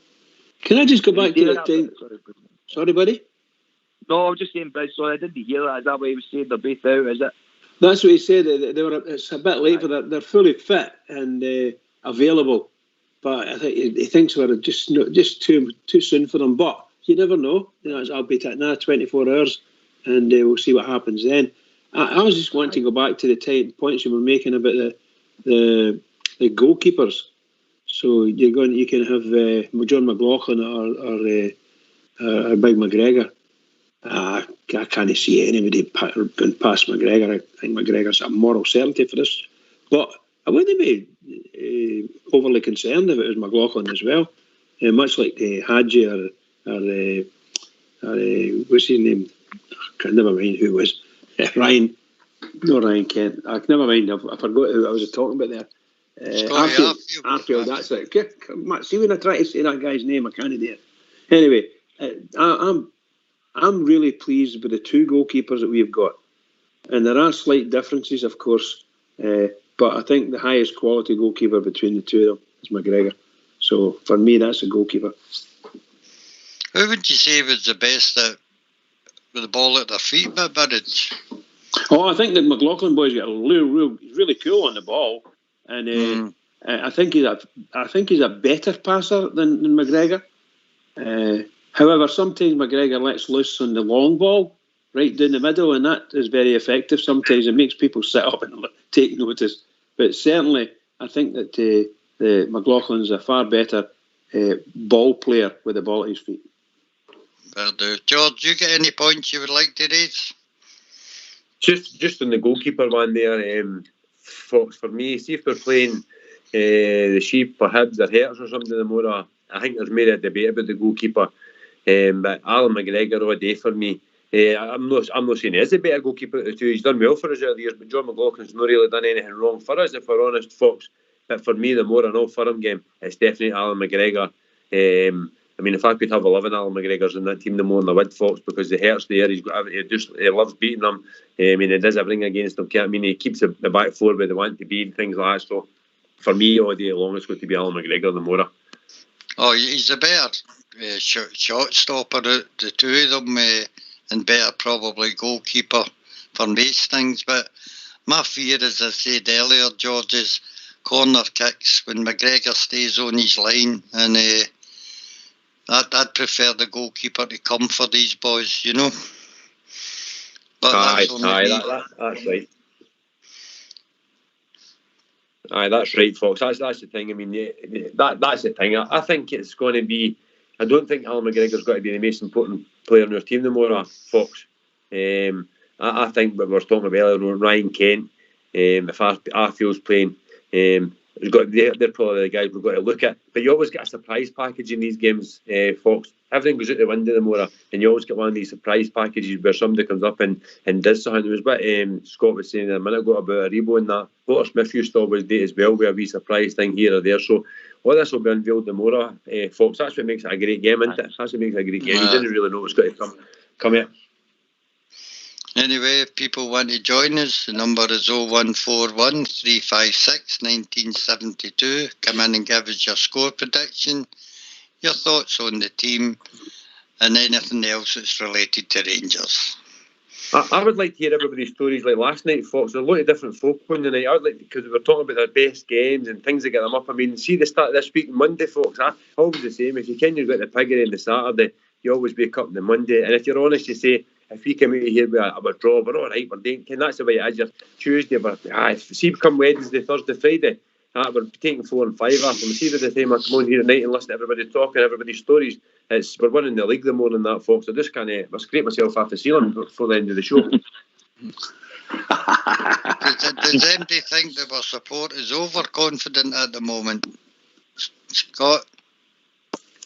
No, I don't think so, Fox. I think we've every right to feel how we do. As I say, I think I was saying earlier, Fox, about the team in the tunnel, looking at them.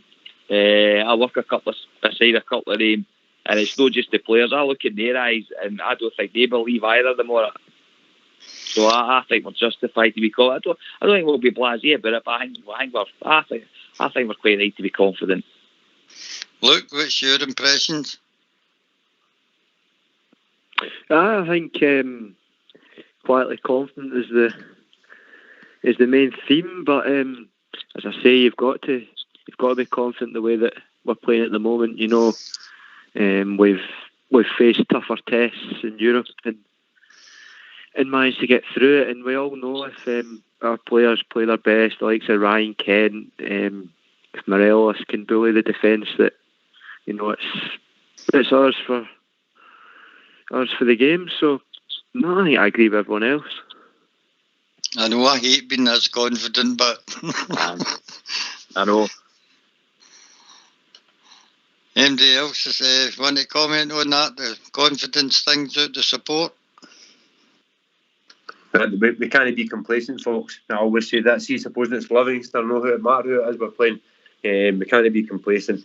I don't think the players will be complacent, George. I think it's the supporters think that we're going to go there and run over the top of them. And we know through all Fulham games over the years that doesn't happen very often, you know. No, that doesn't happen. You didn't go and do that, folks. You can go and you can win a two. By the way, you can. I mean, there's for example the cup final last season. I think we ran over the top of it and we'll beat 1-0, folks. It's one of the things. I think we're the better team. Every supporter you'll ask thought we're the better team that day. So you can't be overconfident, folks. But what you said there is a good point. I hope the players are in a good mindset for it, folks. That's the most important thing for me. Mm-hmm. It's great. Can I come in, folks, as well? Aye, on you go. Just fire in when you want, lads. Aye, folks, that's what I was just going to say to George. It's great, George, just to be back feeling confident again, no, isn't it? What a difference. Well, that's it, Scott. I mean, see, for years and years we went there, and you kind of dreaded going there and things like that. And I mean, I couldn't control myself some of the times with some of their antics. But the thing is, Scott, we have got better players, and I think even if we're honest about it, last season we were still maybe just that wee bit away. We've put a lot of money into our team now, Scott. That's the thing. We've got decent players, high quality. Bridgman's always wanting good centre halves. I think they paid a lot of money for good centre halves, and then we've just got one on a free transfer. Every bit is good as Scott. So we've built a good team, a good squad. I agree with you, George. Totally agree. And I've been listening all week in the podcast in the morning at my work, and Bridge has been counting the sleeps down for me. 4-3. For now, did he go and sleep? I mean, Bridge, honestly, I would have the floodlights on the night and get something out. I mean, we can't wait, you know. And I'm just glad, just for listening to the boys on the other night, and all the Bears bursting with confidence. It just gives you that pride back. You know, we actually fancy it now. You know, we're looking forward to these games now, and that's a big difference. Well, it wasn't so long ago that we were saying, "Oh my goodness, do we really want to see this game?" You know, because they were sometimes we're wiping the floorways, you know, and it wasn't very nice to see. But the last two years, I would say the last 18 months, I think we've turned the corner. The first good European run with the manager, that's just superb, and he's built on that, and the confidence is oozed through, and the different quality of player coming in has made a huge difference. Huge difference. We don't really speak much of them on this show, but I've had a wee look and I've had a wee swatch at who I think the opposition will line up tomorrow. The boy Barkas in goal, never played in an Old Firm, and we're thinking about Hadji. Ayer, I think it'll be Ayer, Julian and Duffy, who'll be the three against us. And I think their midfield, the two wing backs will be Ping Pong and Laxative, with McGregor and Brown. McGregor and Brown and as a defensive midfielders with Mitchum in front of him, and probably Ellen Hussey and a Jetty or Griffiths up front. That's my idea of their team tomorrow. I wouldn't be scared of that side, would you? No. And there's not a lot of legs in the team, Fox. There's not a lot of pace. Is there not a lot of truth in the fact that it's not necessarily you're worrying about them, it's worrying about us sometimes, you know, which Rangers going to turn up, that kind of thing, you know. I'm hopeful, as ever, go out there and beat them tomorrow. Seriously. I was going to ask does anybody think that there'll be some bad tackles tomorrow? No, not by our team. I see it being quite an open game of football. I don't think it'll be very physical tomorrow until you get to run about the boxes, probably. I don't think the midfield I think Brown's too slow now to catch your midfield, and I don't see it. There's no got any hatchet men out there. The one player I would fear if he did come on is Rogic, and I know he's not played for a wee while, but that boy has got a wee bit of something about him. He can score goals. He's clever on the ball, so I'm hoping that he doesn't make it tomorrow. You can see that he has been a quality player, no doubt about that. Only lasts for 60 minutes anyway, but I'm just saying, he's been a quality player, and he'll never get any further than 60 minutes, maybe 50, you know, because I think his legs are knackered and his joints have gone, you know. I think so. Oh, you call up. Anyway, good evening, Ryan. How we doing, mate? Hi, how you doing? What's your thoughts, mate? Well, this is our game tomorrow, isn't it? Well, we hope so. Well, it should be. All the money's on Rangers. I've seen we went to 5-2 at the bookies, to 8-5. So all the Bears, all the money's on the Rangers tomorrow. All the fans are with us tomorrow. This is our game tomorrow. We should be beating them. I like your enthusiasm. Hold on, I pour myself another vodka. Carry on, pal. No problem. It's now an 80 ounce at Friday. Yes, but listen, this is our game tomorrow. Strangely enough, you know, I think you're not the first one that's come on. A couple of the boys have come on and said the same thing. This is our game tomorrow. Yeah. This is our game tomorrow. My big shout out to my big brother out in Canada. He's listening in. He wakes up early in the morning for the game. Right, that's it's £5 for shout outs on here, Ryan. So that's a £5. Paid into Fox's pension. You know something? It's our time. It's been too long. It's been over 10 years. I'm the biggest Rangers fan in the world. I can't believe can't believe we've won nothing. This is our season. And what makes you feel that confident, Ryan?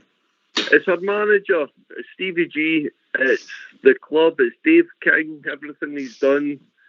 We've ousted all the mongrels. Our club has never been in a better position in the last 20 years. We're all winners. All the fans are winners. This is our game tomorrow. We're taking 3 points tomorrow, and we're going to show Scotland who's number one. Oh, well said. Get tore in there, pal. What about that, George? George, you there? No. Aye, Fox. I'm doing a bridge man there, Fox. Aye, Fox. I'm confident as well. I'm more confident because, like Scott and Brian was saying, we've got good teams and good players now. So that's why I'm confident. I'm not overconfident because what I keep on saying to myself, Fox, and I can't bother about them, but they've got a lazier game as well, the more Fox. Because we beat them, they could crumble the more Fox, and that's the way it is. So they're definitely got to raise their game as well. I think we've got a good enough team to go there and beat them the more. If they want to play dirty, we can play dirty. If they want to play the good football, I think we've got the good enough players to play the football. Like we've been saying as well, Fox, the substitutions at the start of the season, I wasn't really sure about it. It's what's going to work in our favour. I think we've got a good enough squad to make it work in our favour, Fox.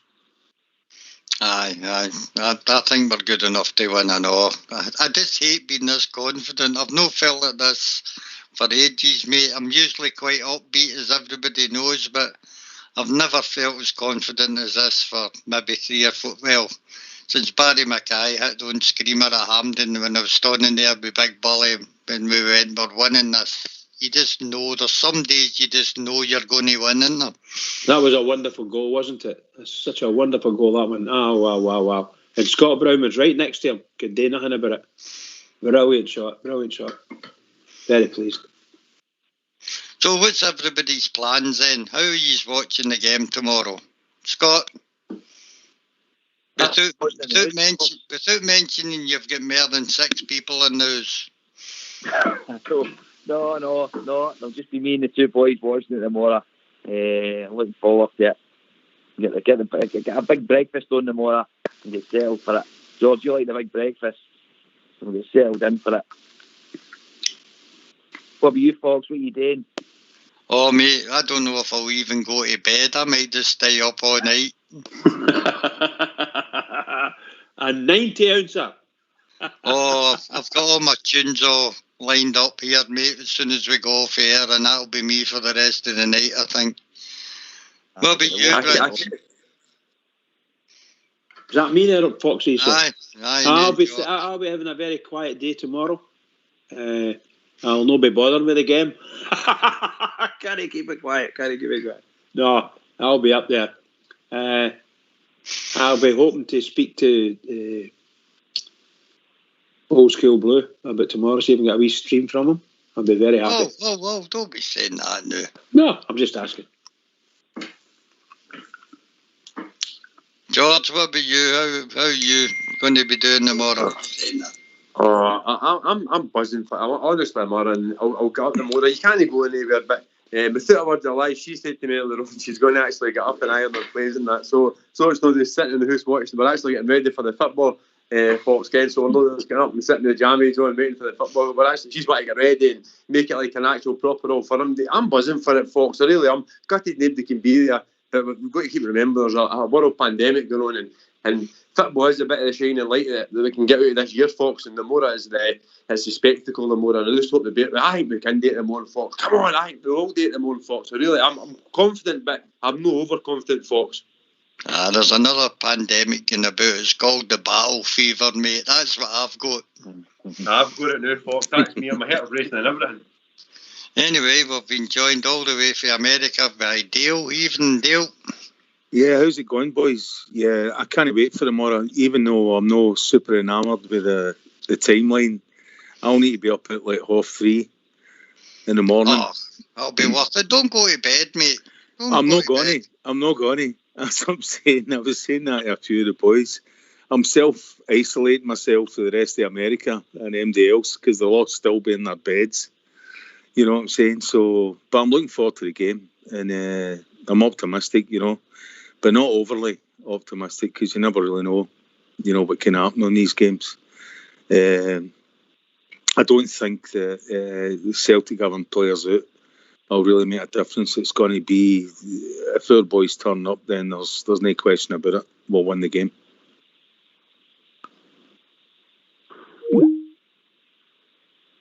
Yeah, everybody said that. I think most of the guys have said the same thing. It's all down to the Rangers players now and their management. So let's make sure they turn up tomorrow and mollocate them. Just mollocate them. Simple as that. Well, if we start on them early, and just unsettle them, typically their defence will just crumble. So if we keep that intensity, going on, and just try and keep that back door shut, I think we'll be fine. I think we'll be fine.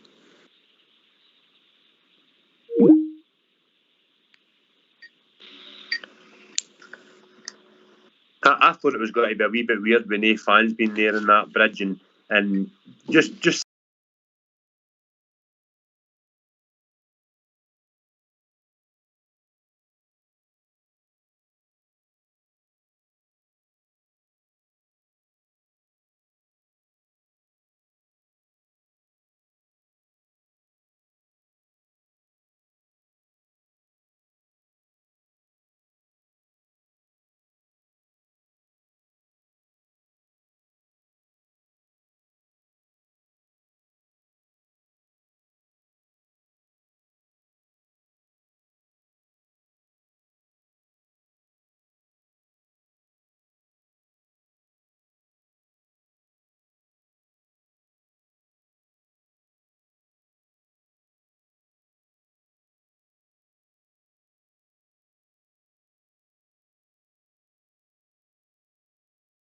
Please, we're getting a wee bit of interference off you there, pal.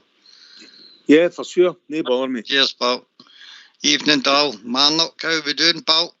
Evening, lads. Evening. Got the battle fever on and ready for this mob tomorrow. Oh, what's your thoughts, mate? Thoughts on the team. I don't know if it was George that says about Stevie G and his curveballs, and I'm going to put it by him starting Barker as well. I hope he doesn't, but I wouldn't surprise me. But I think we just need to start with the Galatasaray line-up and go for that. We need to butt for the battle, and we need to take it to them. And that's it. Just go toe to toe and get the 3 points and put a marker down for the rest of the season. Did you say there that you wouldn't have Ryan Jack on? Aye, I wouldn't have him on. What's your reasons for that? I just think that the midfield have been playing well the last few games, so I wouldn't change it.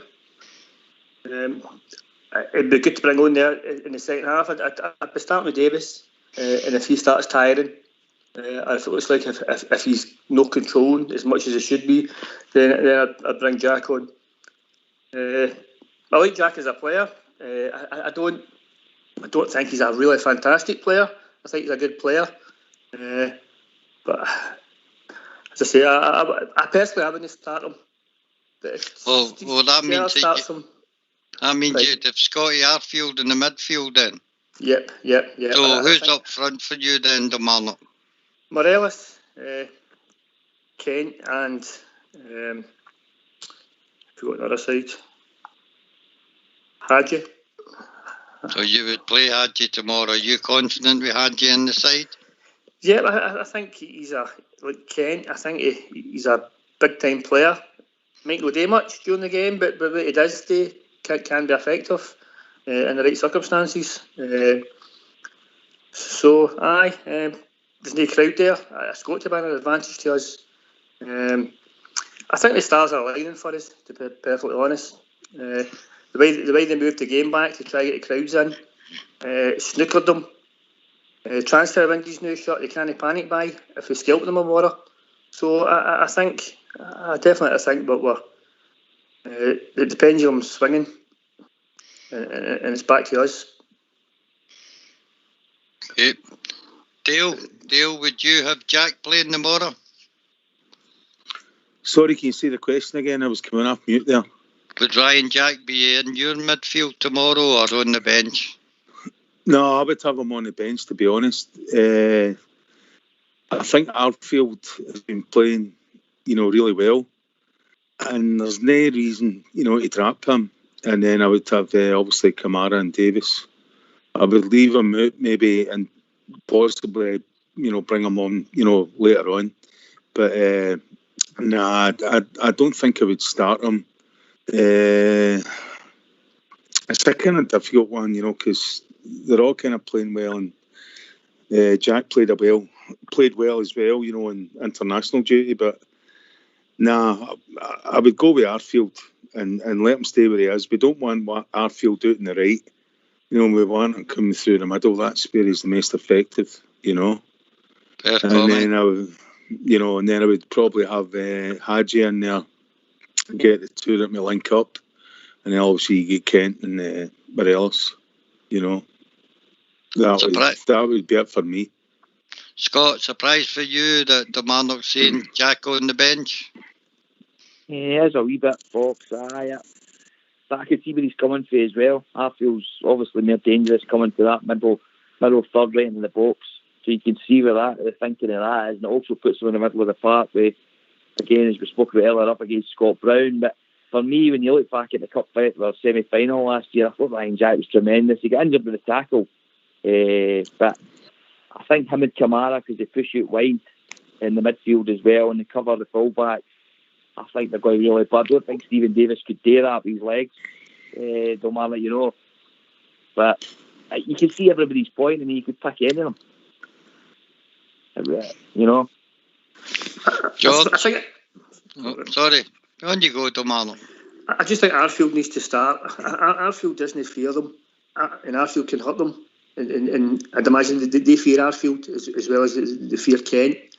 And if they two are on their game, we'll score. So as I say, I can't really see Jack coming on and scoring. I know he scored against them before. It was a pretty weak shot and deflected, but we got the goal. But I think Arfield can drive forward and damage him, and that's what we need. You wouldn't just shove him forward one, mate? Is that how we play normally? As I say, I would be sticking to the usual formation. If it's a 4-3-3, I just think that's quite effective for us. And at Celtic, I think they'll maybe come out and try play, but it's up to us to counter that and just take the game to them and stop them playing and just get in their faces basically and shut them down. Anytime they get the possession, just hunt them down in packs. Make them make mistakes, and then counter when we can. Fair play, George. For me, I was on the swirler about Jack as well, if I'm perfectly honest, Fox. But if it wasn't Jack and it was Arfield and Kamara, Davis, you've still got a right good midfield in there. I think that's another one. If Jack's fit enough to play and he's played the game for Scotland, which I think's been a bonus, Fox, on this occasion. I think the manager will actually play him because he does really like him, Fox. Fair comment. We've had a lot of debate about the middle of the park, but crucial tomorrow that Ryan Kent is on top of his game and also Morelos. Go to you, Kilmarnock. It's time for Alfie to shine, isn't it? Tomorrow, it's time for him to get his goal or two. And as I say, Kent, I don't think Kent's been that great the last couple of games, but again, Kent hates him and he likes to do damage against him. And I think Kent will be buzzing. You know what I mean? And Kent likes the big games as well, and that's when he shines as well. And Morelos is due a turn. He's due to break his duct, and he's not got any distractions. So it's just business time, and he needs to start doing what he's good at, and that's scoring the goals or providing. Bridge, important for you that especially Kent's on the ball tomorrow. Oh, he's missing. George? No, I'm right here, honest. I'm here. Can you hear me? Everybody stay quiet and get on. We can't hear them, right? All right, I rat you. You rat. Right, on you go. I was just going to say, I'd said earlier, very important for us. It'd be really brilliant if Kent could find some really good form, which we know he can get. Not that he's playing badly or anything like that, but he's a very, very good player, and I hope he can bring his best game tomorrow and shine. And if you can get him to shine, fabulous. And of course the other guys as well, just fantastic. Scott, with Ryan Kent, preferably through the middle tomorrow, and no go just wandering about the park. I think he's got to stay up front and be near to Morelos tomorrow. What do you think?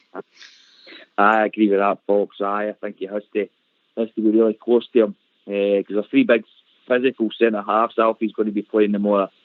I mean, he's buffaloed a few of them the last couple of years. He's just not a lot of breaks in the games.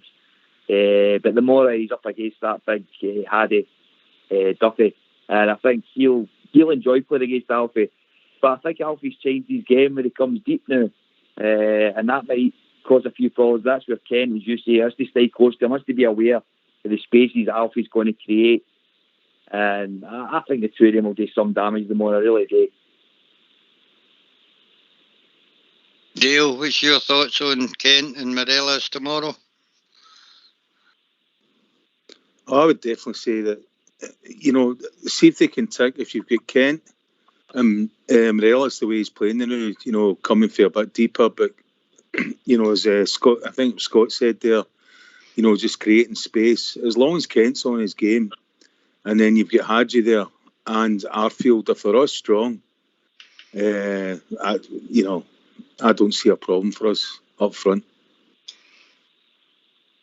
He scored an absolutely marvellous goal at Parkhead the last time when Barisic found him with that crossing in the 18-yard box, mate. What a strike that was on the turn. That's what I want to see him in the middle tomorrow.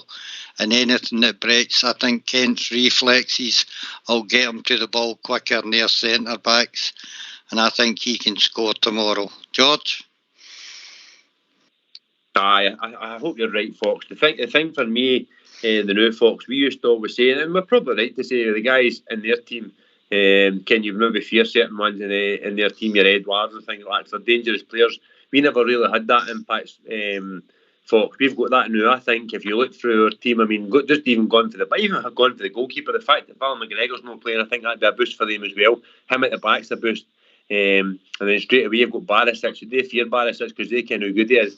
Even though Alfredo's not scored against them, they're still got that fear element there. Ryan Kent, there's fear to Ryan Kent. So these guys need to put the pressure on them more, Fox, and that's why I think Ryan Kent and even Arfield doesn't play a lot for us, but when he does play against them, he always has a good game. So that's what there's fear to him as well. So these are the big games for players for us, more, Fox. Foxy, I think it would be marvellous if alongside a top inform Mr. Kent with a really good inform Mr. Morelos, because that would kill that mob at the back, just kill them. That's what I've got to say about Morelos. Brilliant player. I think every fan's want it for him, aren't they? We all want him to do well against him. Every single Rangers fan. Absolutely right. Oh man, absolutely right. Anyway, we've been joined by George VEK. Let's hope he's by his sofa problems. Evening, George. All right, man.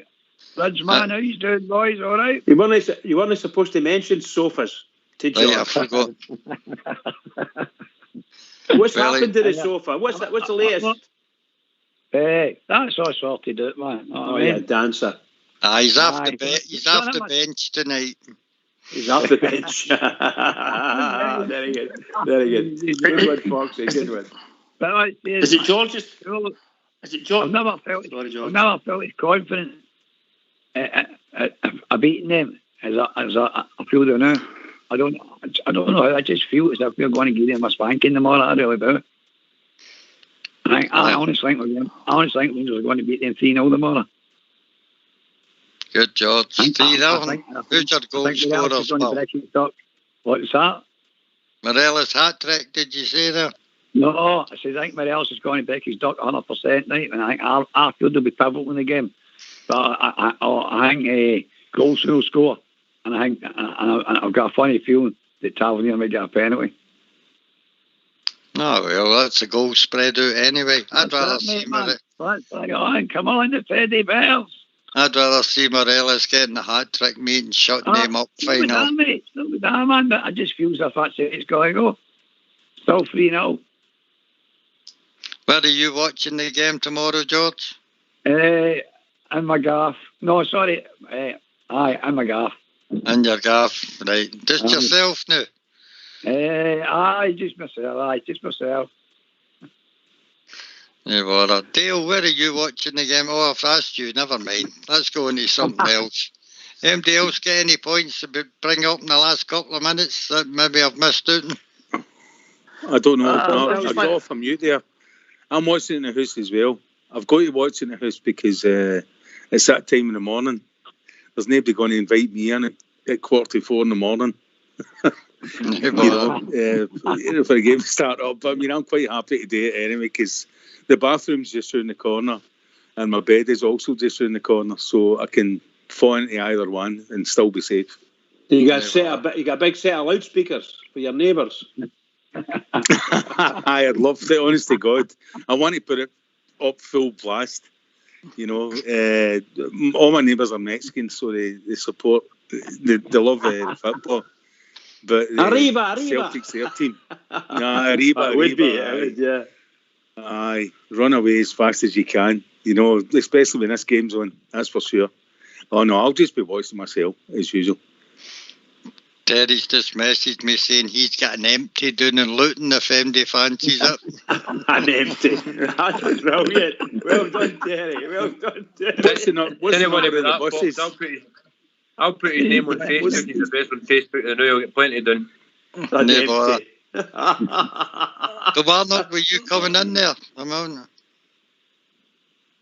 Is he still there? Kamarnock, you still there? I'm still here, either. Were you coming in with something there a minute ago? I was wondering about George. Is George the man about the teas? He gets the teas as a 3-seater in Finiston, is it? And the 2-seaters in Ibrox. Is that the same George? Oh, he's full up the dump and he's so great with that sofa. Poor old George. You're a legend with that sofa. He's moved from Finiston to East Kilbride. Right. Hopefully we'll get George's 3-0 up. Aye, definitely. Is Scott still here? I'm still there, folks. Aye. We're coming to the end of the show. Any wee points you'd like to get in, Scott? Any shout-outs to your mates that might be listening in? Just my boys, we Derek's listening to now, and any of the boys that are working on us listening. The last thing I was going to say, folks, was it's 4 cup finals for me. The Morris starts one of them, and we're talking about winning the league and everything. And if we take 12 points off them, which they used to get off us regularly, if we could take 12 points, that's the league difference. They're not going to make that up. So for me, cup final one starts. Take 12 points off them, which they used to get off us regularly. Oh, who we getting the echo off? Sorry about that, lads. Anybody else, George, do you want a final say before we go? Aye, for me, folks. I'm really up for it. I'm looking forward to the game. Sorry, George. No bother. On you go, George. Is it for me? Aye, on you go, George. Yeah. I just, honestly, man, you know what I mean? I think my players are much better than theirs. Honestly, and I think honestly they've been setting a lot of goals compared to as we haven't been. You know what I mean? And honestly, I've got a pure feeling we're going to give him a lacing tomorrow, man. Honestly, the other day, come on, the Teddy Bears, man. Let's give him it. Well done, George. You know what I mean? Get that angry. Get that game in hand, meaning nothing. Not talking about. Aye. George. Hello, George. Aye. Let's go there the more, Fox, and put a stamp on this. If they want to play down, let's do it. I think we've got the team we can go there and do it now, Fox. So I'm really looking forward to the game, and it's no more sleep for me because I'll not sleep much tonight. No bother. Finally, Bridgeman, would you like to finish up the show, pal? Of course, pal. What a marvellous night. Well done, Fox and George. Well done. Thoroughly enjoyable. Thank you to everyone. Can I just say, one sleep. I mean it sincerely. One sleep if I can make it. And we're in. The battle fever's really on. So I'm desperate. To all the Rangers fans all over the world, and particularly Rangers fans here on Rangers Radio, every single one of us, it's murder remora. Everybody, keep it going for the Rangers, because the Rangers need us. Keep it going. Thanks to everybody that joined us tonight. Too many to mention. Special shout out there to Scott, who joined us for the first time. We'll be back tomorrow with a pre-match show at 11:30, where we'll be talking about the team, because we'll have it by then. So everybody else, get bevied up and carry on your night. Good night, and thanks very much for listening.